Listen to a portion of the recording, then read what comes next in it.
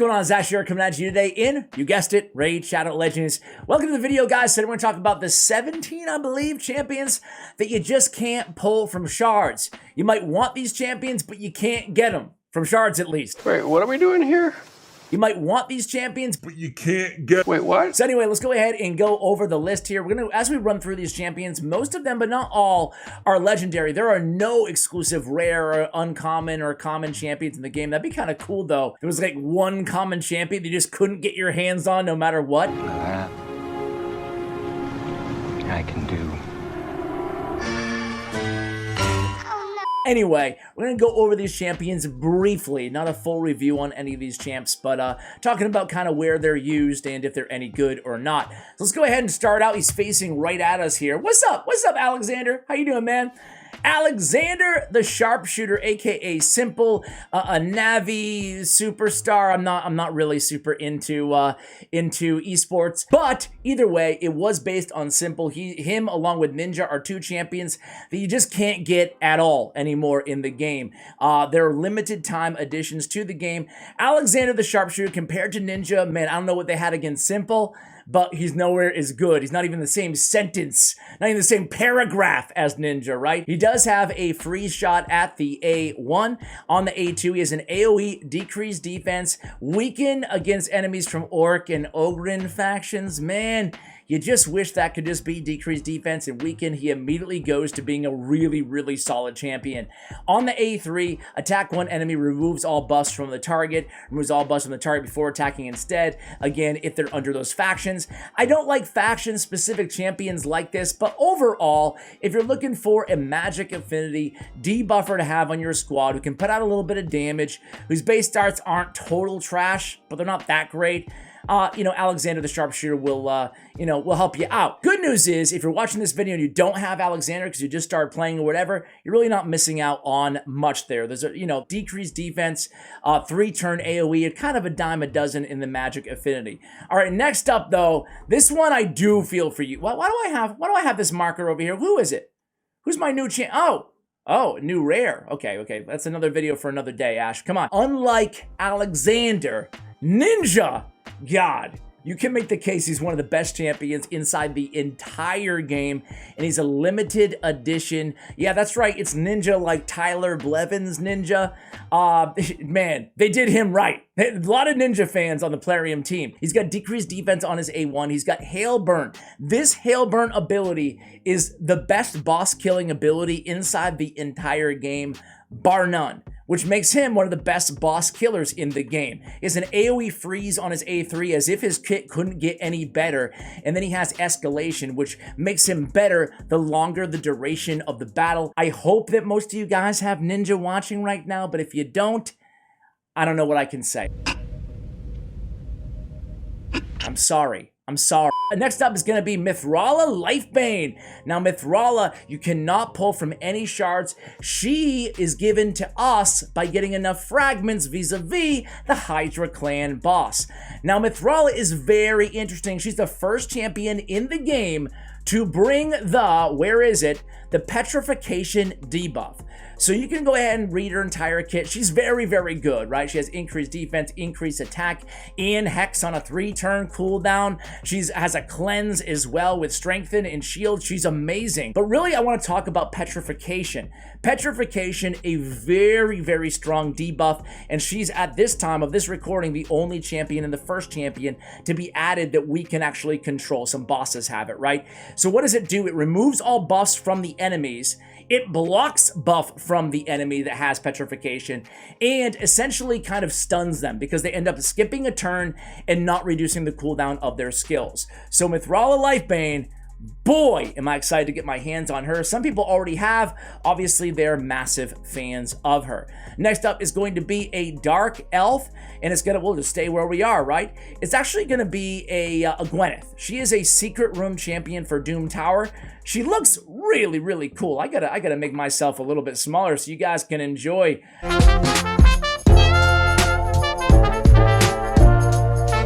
these champions. Gweneth here, you can see, The aesthetics on Gweneth, man, I am feeling them.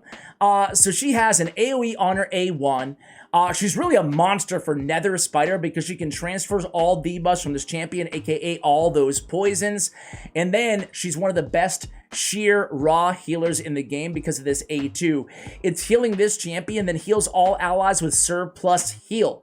You can't really tell this by reading this ability, but this can be one of the most massive AoE heals with that surplus heal. Kind of general rule of thumb in Raid Shadow Legends, if you see surplus damage or heal a la Baron, Dracomorph, or Gweneth as it pertains to the heal, usually very, very good ability. So Gweneth, again, a secret room normal champion, speed and Doom Tower battles as well, 25%. Overall, I'm a big, big fan of Gweneth. Is she, game breaking as good as some of the other epics that we talk about? No.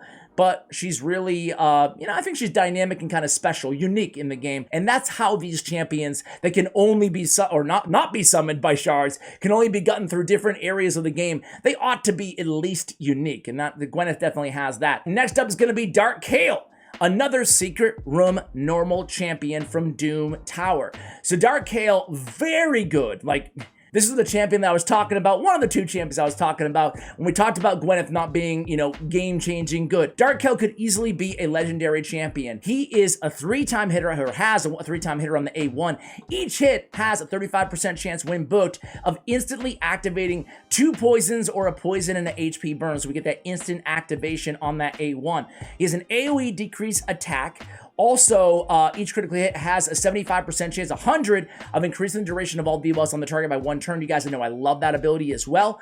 On the A3, we have 3 poisons and poison sensitivity on a 3-turn cooldown. Man, Dark Kale is very, very good. Also has reduced crit rate on enemies under 2 or more poisons. Very effective because 15% crit rate is all the clan boss has, right? So, very, very solid. All right, next up, let's go back to legendaries here into Demon Spawn. Where am I? Okay. So let's talk about Vassal of the Seal. Another dude who looks just intimidating, right? I mean, this dude, you don't want to run into him in a dark alleyway. No way. All right, so on the A1, we have HP burn. On the A2, an AoE True Fear and decrease attack. What a great ability with solid multipliers here. Just solid, right? AoE True Fear, very, very good. The issue with him is, and again, he has an HP balance. He is an HP-based champion too. The issue with him is, it's kind of difficult to activate or rely on his Legion of Doom ability. But the Demonic Possession, great ability, also grants an extra turn. But as you're getting these Doom Tower hard champions, as you're unlocking them, especially people who are doing it kind of early, the first year after Doom Tower, right? Odds are you have way better, or at least better options than most of the champions that you're getting. So it's a tricky situation to be in. Doom Tower hard is very hard, especially the secret rooms on Doom Tower hard. So the issue with Vassal the Seal, which will be the issue with a lot of these champions, is now, is he going to be better than replacement value? Vassal the Seal, maybe you can make that argument because he has a great heal, extra turn, and a decent A2 with the crowd control. I said great multipliers. I was actually thinking of Varl the Destroyer, which we'll talk about in just a minute here. But still, a pretty good champion. A good champion, but again, juxtaposed against the fact that you need to have a really good account at this time at least to unlock him. It kind of leaves you feeling underwhelmed, I guess, in a weird way. Basath is the next guy. Now, I have Basath. I was waiting so long to get Basath, man. This dude is cool looking. He's got the electricity, the purple electricity, and the armor running through his scales. Cool looking champ, right? He has a strengthen, a continuous heal on all allies on a 3-turn cooldown. He also has a shield on all allies under CC debuffs, right? Again, fear, stun, sleep, freeze, etc. The issue is, no issue. Great ability. What am I talking about? Issue. Come on, Ash. An AoE stun, 100% stun with turn meter by 30% on the 4-turn cooldown. Again, great ability, right? And then he has this unique passive. I love special, cool, unique passives, right? Whenever an enemy is revived, 100% chance when booked of placing a stun debuff on them for 1 turn. This effect cannot be resisted or blocked. So now if it's an AoE revival, though, it's only going to block one of those revivals, not everybody, so it is somewhat mitigated. Very cool passive. Overall, an incredible champion. A lot of tier lists have him ranked at #1 in the game, or just up there in the game, you know, top 10. I was looking at some tier lists in preparation for this video, and Basath was up there. Again, very good. He is, in my opinion, Warlord's ability is better than his A3. Now, I'm comparing him against a Void Legendary, one of the other best champions in the game. Is that fair? Well, you can argue that. But if you do have both of them, I can't see a massive use for Basath. And again, the only reason I'm mentioning this is because Basath's best use case so far, besides progression and stuff like that, is endgame Platinum Arena, which I would still prefer in that context Warlord. You guys be the judge. What do you think of Basath? Overall, a very good champion, but where, I guess, are you using him outside of Arena? Man, he gets kind of poor scores too, and keep in mind, normally we don't look at ratings or read much into ratings, but the people who have him right now are, you know, some of the better players in the game, and they're not super, super overwhelmed with his potential and capabilities. I like him. I have him. I like him. But again, he's fun to play around with, but I'm not sure he's the best in the game. And again, should these champions, I'll leave you guys to decide. Let me know in the comments. Should these Doom Tower champions be that much better than everybody else? Next up is going to be Varl the Destroyer. We talked about Varl. So he does have good multipliers, not as good as Gamlock's if I remember correctly, but he does good damage. He's good in longer fights. Look at this mass murder passive. Increases the champion's attack by 10% each time they use an active skill. Stacks up to 100%. So, for sheer raw damage, he's a very, very good option because of this mass murder over the duration of longer battles, right? But shorter battles, arena, stuff like that, there's better options out there. It is nice to have kind of a spirit affinity nuker. He does have an AoE with a weaken and decrease attack on the enemies who do receive the weaken. So again, pretty dependable debuff here with weaken and decrease attack on the A2. So he brings enough to the table to, you know, me call him a good champion, a very good champion. But again, I guess the story is going to be the same. Woo! People don't really like him that much, but I think he's pretty solid. The story's going to be the same, though, and that kind of plays into these reviews. Again, people who are unlocking these champions have way better options already, and I'll stop belaboring the point. Maybe I'll mention it one more time in the video. Next is going to be an epic champion, guys. Going to be Taya. So Taya is a Void Affinity, again, epic champion, secret room from Doom Tower normal difficulty. She has a decreased accuracy on her A1. She's a 3-time hitter with poisons on each hit on the A2. And then she has an A3 with instant activation of poison and HP burn. Taya, very strong, very good champion. I can't wait to get her and try her out. However, my intuition is, my gut is that another epic champion is superior over her in a few different ways, and that's Venomage. I'd rather have Venomage over Taya, and she is Void as well. But overall, if you don't have Venomage and you pull Taya, I would definitely build her a very, very solid champion for sure. I'm actually way more impressed with the Secret Room normal champions than I am the Secret Room hard champions, right? Which is kind of weird to say, right? Next up is going to do, let's take a break from Doom Tower, Ash, and let's go to Lizardmen and take a look at Ramen 2 Drake's Blood. Now, I know a lot of you guys are starting to get this dude. I know some of you already had him for a month or two now. He is the champion you get from beating all of the missions in the game, like the old Arbiter missions. The new addition to those missions, you get Ramen 2 Drake's Blood. Very, very good champion. I mean, look at all he's doing here. Decreased defense, weaken, decreased speed, block buffs, and True Fear. Okay, on a 3-turn cooldown. The True Fear is landing if the target has 4 or more debuffs after the attack. But look at, he's placing 4 debuffs himself, right? So very, very good A2. On his A3, an AoE of removing all buffs from all enemies before attacking, so he has a cleanse built in on a 3-turn cooldown.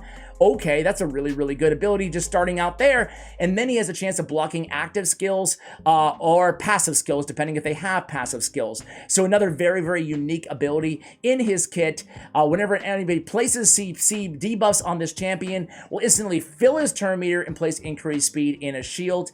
Overall, Ramen 2, I think that some people are like, wow, he should be the best champion in the game, bar none, because he's the champion you get when you beat the game. However, me, I don't know. I guess I look at him in a vacuum. Like, he's a really, really good champion, a really solid champion. I have nothing bad to say about this dude whatsoever. I can't wait till I get him, but I have been slacking quite a bit on the missions. I pulled Arbiter early. I got lucky and pulled her from a shard. She is not on this list because you can pull her, which makes no sense, but you can. However, I kind of caused me to slack on the missions, right? So I wonder if any of you guys are in the same boat that I am there. Got lucky to pull her, and then I slacked, and I've really not gotten back to it.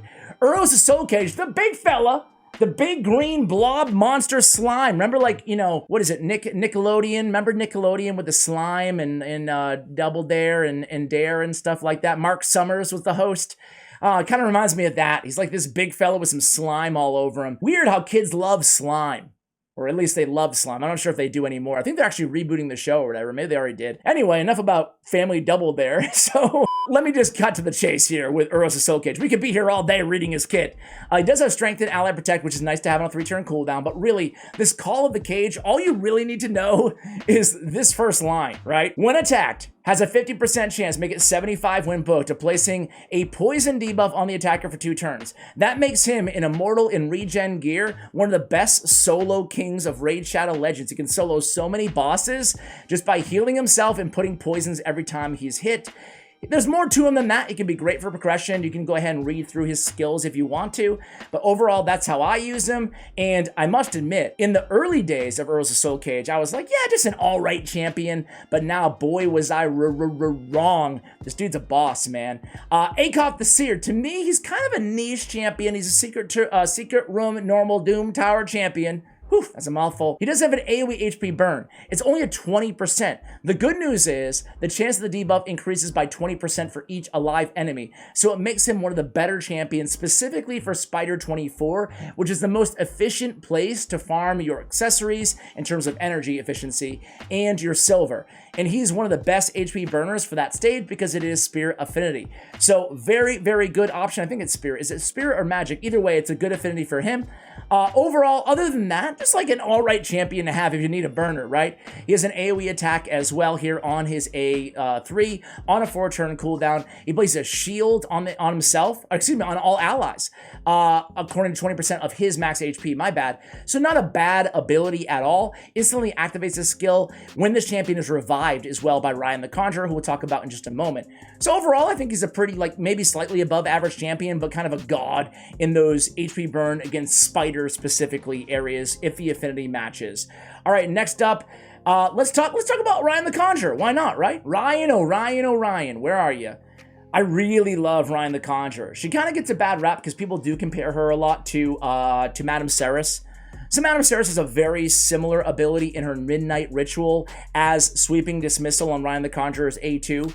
Has a 100% chance of removing all buffs from all enemies when booked. Also has a 100% chance of placing a weaken. So instead of placing decreased attack and decreased defense on a 4-turn cooldown, she's placing weaken and still removing all debuffs on a 3-turn cooldown. Not bad at all. Probably not as preferable in the arena to Madame Ceres, but still a great ability. Also on the A3, she has a revival, a solid revival. Will also kind of, I don't know, tandem revive Vassal the Seal and Earls the Soul Cage as well, if they're dead, right? And then she has accuracy in all battles by 40. So I really like Ryan the Conjurer, especially with Hydra Clan boss. She's very, very good. It's, you know, it's difficult to find a lot of champions in this game who can remove all buffs from all enemies on a 3-turn cooldown especially, and she's one of them. All right, next up is probably my favorite and probably the best in my opinion.